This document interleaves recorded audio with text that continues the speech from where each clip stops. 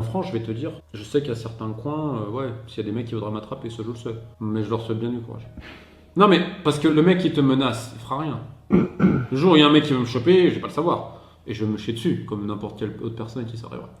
Néanmoins, je leur souhaite bien du courage, parce que s'il m'arrive quoi que ce soit, j'ai un protocole qui se libère. Et je le souhaite à personne. C'est-à-dire? C'est le plus gros fichier, je pense, de renseignements liés au sport et au journalisme, qui se Ça, qui libère s'appelle- automatiquement. ok. En fait, si je remets pas un code pendant une semaine, ça se libère automatiquement sur les serveurs. Il a quand même sorti une sacrée dinguerie. L'équipe, j'espère que vous allez bien. Aujourd'hui, on se retrouve pour aborder l'actualité des dernières rumeurs de transfert. Les clubs européens seront visiblement armés pour cet été. Vous avez bien lu cette information d'entrée. L'AC Milan est en passe d'être racheté par un fonds d'investissement situé à Bahreïn. Un accord serait sur le point d'être conclu entre Investcorp et les propriétaires actuels. Un club français est concerné. Au cours de ces dernières semaines, il était dit que le rachat du club italien pouvait englober celui du LOSC. Afin d'en savoir plus sur la suite, n'hésitez pas à télécharger l'application numéro 1 sur l'actualité du ballon rond. OneFootball, bien évidemment, qui sponsorise la chaîne. C'est gratuit et dispo en description. En parallèle, j'ajoute que Betclic double encore pour pas très longtemps son offre de bienvenue. Vous avez pas 100, mais 200 € offerts sur le premier pari avec le code LEXCITY. Faites très attention à tous les risques, vous connaissez la recette. Tant qu'à faire, pensez à lâcher votre meilleur pouce levé. Généralement, vous jouez le jeu dans la série et je compte sur vous pour faire de même. Merci vraiment à tous ceux qui le font, vous êtes les boss.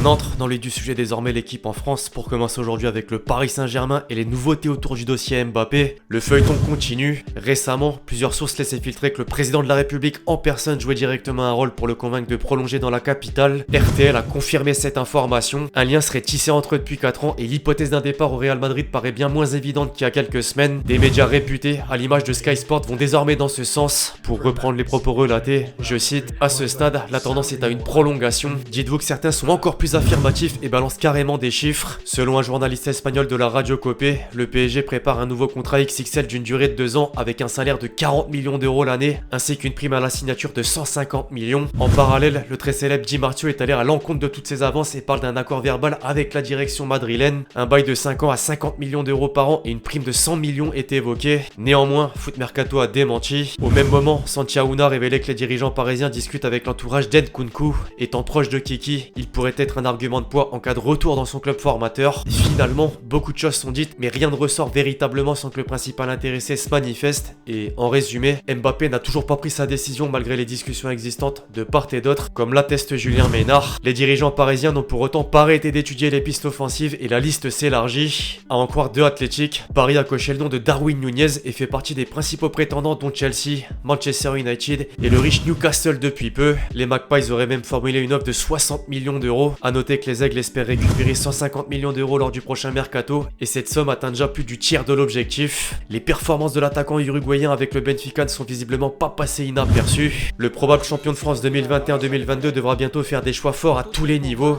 de l'exécutif au terrain. En premier lieu, Sergio Ramos. Le défenseur espagnol n'a quasiment pas joué depuis son arrivée à cause de ses blessures répétées et cette situation agace en interne. Cependant, il a l'air de vouloir persévérer encore quelques temps si on s'en réfère à ses paroles dans une interview sur Prime Video.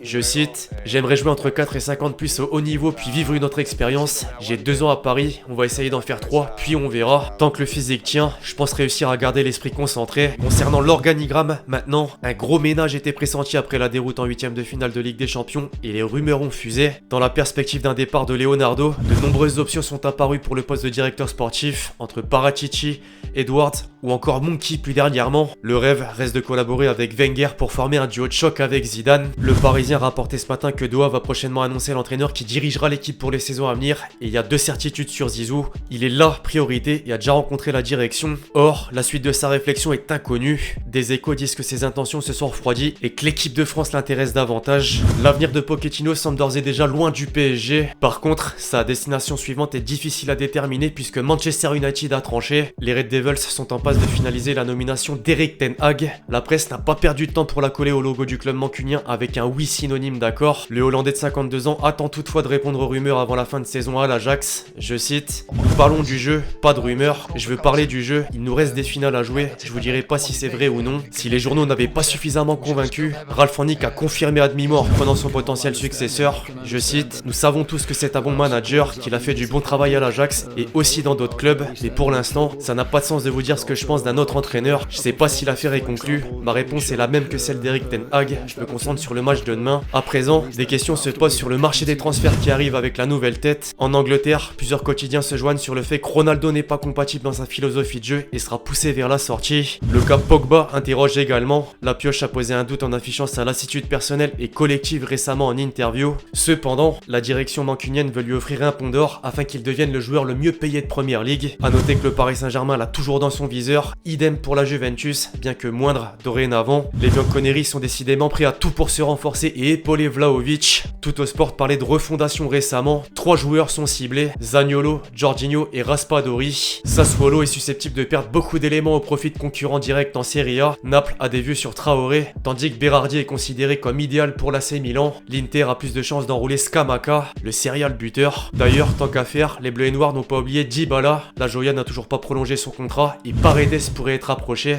Un mot sur Haaland, tenez, le très sérieux Fabrizio Romano a indiqué que Manchester City fait tout son possible afin de faire venir le Norvégien. Le Barça et le Real seraient presque hors course sur l'aspect financier et l'atout majeur se nomme Guardiola. Ce dernier est prêt à tout avec ses dirigeants, quitte à vider le portefeuille. Au passage, une rumeur assez folle à son propos a fait éruption. La sélection brésilienne aurait pensé à lui pour succéder à Tite, mais si le défi était intéressant, Pep a vite répondu vouloir rester où il est et peut-être pour toujours. En parlant de coach, c'est officiel, Sindic est licencié par Burnley après 10 ans passés au club. 18ème du championnat, le club opère un grand ménage puisque ses assistants sont aussi remerciés. Lors du dernier jour du mercato hivernal, Liverpool avait tenté de s'attacher les services du jeune milieu offensif portugais de Fulham Fabio Carvalho. En vain, cette fois, les Reds auraient bouclé l'opération avant l'heure. Le joueur a passé sa visite médicale et devrait signer pour 5 ans. Enfin, avec son gardien capitaine hongrois de 31 ans Gulaski, Leipzig a décidé de miser à long terme sur le très prometteur portier belge Marten van de Voort. Il quittera Genk pour l'Allemagne à partir de 2024 jusqu'en 2029. Bref, l'équipe, c'est tout pour cette vidéo sur l'actualité des dernières rumeurs de transfert. J'espère que vous l'avez kiffé, je compte sur vous si c'est le cas pour lâcher votre meilleur pouce levé. Donnez-moi vos avis justement sur tout ce qu'on a pu aborder aujourd'hui. D'ici là, on se retrouve très vite sur la chaîne pour de nouvelles vidéos. C'était Lextier. Ciao, ciao.